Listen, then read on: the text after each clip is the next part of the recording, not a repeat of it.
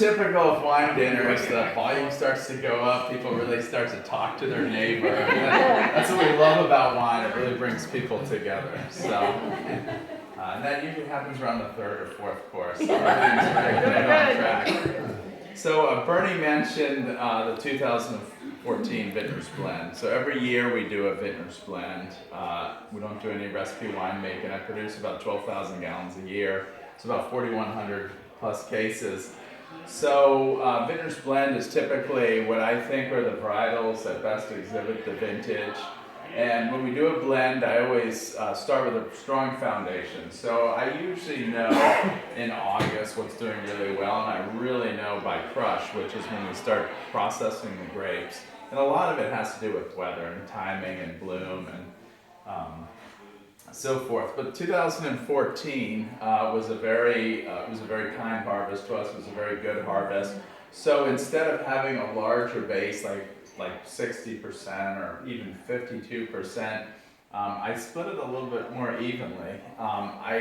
One of my favorite varietals that year was the Cabernet Franc for a couple of reasons, but it really gave the wine a richness. I love the texture of Cabernet Franc. I use Cabernet Franc for blending because of the complexity Cabernet Franc gives the wine. As many of you know, it's a Bordeaux varietal. It's used for blending for that reason. It has lighter tannins, but it has a tremendous amount of complexity.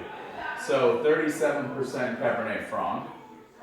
And then I used 25% Merlot and 25% Petit Verdot. The Merlot brings the fruit. It also brings the approachability to the wine. Petit Verdot is another Bordeaux grape. It's a bit one-dimensional, but it's great for blending because Petit Verdot adds deep color. It's a very small, inky dark berry. And it also gives ripeness and acidity. And then last but not least, I decided to use 13% Cabernet Sauvignon.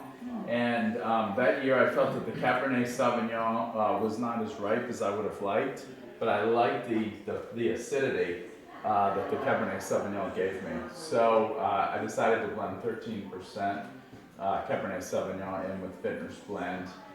So you're going to notice this wine, there's a little bit more extraction, there's more influence from the French oak. I typically use about 30% new French oak. So my wines are typically vineyard driven, which means you really taste the vineyard, the oak, and everything else is very much in the background. Stylistically, I would say my winemaking is minimalist. I think where we really excel is farming, growing. We spend a lot of time in the vineyard, with the idea being that you put your work in during the growing season. By the time the grapes show up at the winery, you're handling them very gently, and you're just naturally just hurting the process of fermentation. And that's really some of the best wines are made by doing very little, believe it or not. So people think that there's a huge art to winemaking, and perhaps there is, but truly most people you talk to that are winemakers will say it really comes from the grapes and the vintage and the weather. It plays a huge factor. So in terms of wine pairing, we did taste several vintages of Vintner's Blend. We tasted a more recent vintage, which was Petit Verdot, about 60% Petit Verdot, but we found that was a bit acidic. I really like the Cabernet Franc and how it's going to pair with the mutton. Cabernet Franc gives sort of an herbal quality to it, and it has a nice texture, so I think it's going to pair beautifully with the dish. So, thank you, and bon appetit.